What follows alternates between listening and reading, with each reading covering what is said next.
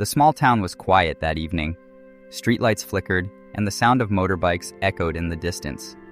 In a dimly lit room sat a young man named Ayan staring at his notebook. The first page was filled with plans and goals written in big bold letters, but the rest of the pages, blank. Just like everything else in his life. He had started a dozen things: gym, online courses, business ideas, even painting, but he never finished anything. The moment it got hard, he quit. His friends called him the dreamer who never walks. His parents were tired of his excuses, and deep inside, Ayan himself had stopped believing he could ever change. That night, as he tore another page from his notebook, his father's voice broke the silence. "Son," his father said gently, "why do you always give up halfway?" Ayan's throat tightened. "I don't know, Abba. Maybe I'm just not meant for success." His father looked at him for a long moment and replied, "No one is meant for success. We earn it, step by step, even when it hurts." But Ayan wasn't ready to listen. He turned away, drowning in the same hopeless thoughts that had followed him for years. Days passed.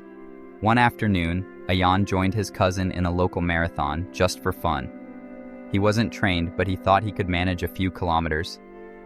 At the starting line, excitement buzzed through the air. Runners stretched, children cheered, and the whistle blew. Ayan ran fast in the beginning, his chest filled with confidence. But within minutes, his legs started to burn. His breath grew heavy. "I can't do this," he muttered, slowing down. Others passed him easily. His cousin waved but soon disappeared ahead. At the 2-kilometer mark, Ayan stopped, sweating, gasping, ashamed. He sat on the sidewalk, holding his knees. People kept running, but he had already quit, again. For some reason, this moment hurt more than all the others. Watching children half his size run past him, determination in their eyes, broke something inside. An old man, thin and frail, jogged slowly by. He noticed Ayan sitting and smiled. "Why stop, young man? The finish line is still waiting." Ayan forced a weak smile. "I'm too tired." The old man chuckled. "We all get tired, but stopping won't make you stronger. One step at a time. That's how you finish." He kept jogging, slowly but steadily. Those words pierced Ayan's heart. Stopping won't make you stronger. For the first time, Ayan didn't feel angry at life or others. He felt angry at himself, at the way he had wasted so many chances, all because he never had the patience to keep going. That night, he couldn't sleep. The old man's words echoed in his mind. He thought of all the unfinished projects, the wasted hours, the excuses, and for the first time in his life, he admitted the truth. The problem wasn't the world. The problem was me. He sat up, opened his notebook, and wrote one line on a fresh page: "I will not quit this time." The next morning, Ayan woke up early. He laced his shoes and went for a run. His body protested, his lungs burned, but he pushed himself. Just a little more, just one more step. The following day, he ran again. Slower, but he didn't stop. Days turned into weeks. His legs grew stronger, his breathing steadier. He started applying the same discipline to other parts of his life. He finished his online course. He stuck to a study schedule. He began helping his father with work. It wasn't easy.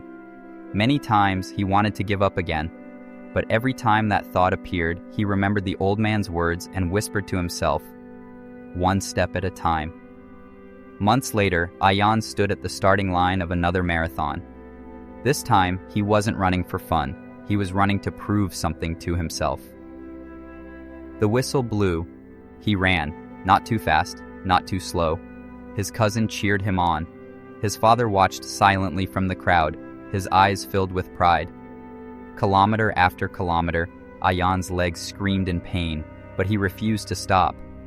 When his mind whispered quit, his heart shouted louder, "Keep moving." And then, he saw it. The finish line. Tears filled his eyes as he crossed it, breathless but victorious.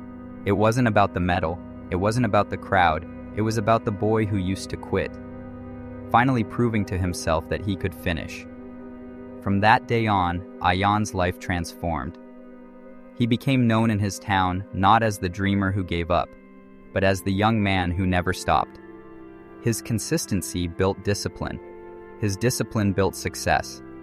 He went on to achieve things he once thought impossible, completing his studies, starting a small business, and inspiring others with his journey. Years later, when people asked him how he changed, Ayan would smile and say, "I learned the hardest way that quitting never takes you anywhere. You don't need to be the fastest. You just need to keep moving, step by step." And his final message always left people silent, thinking and inspired. It's never too late to start again. You just have to believe and keep moving.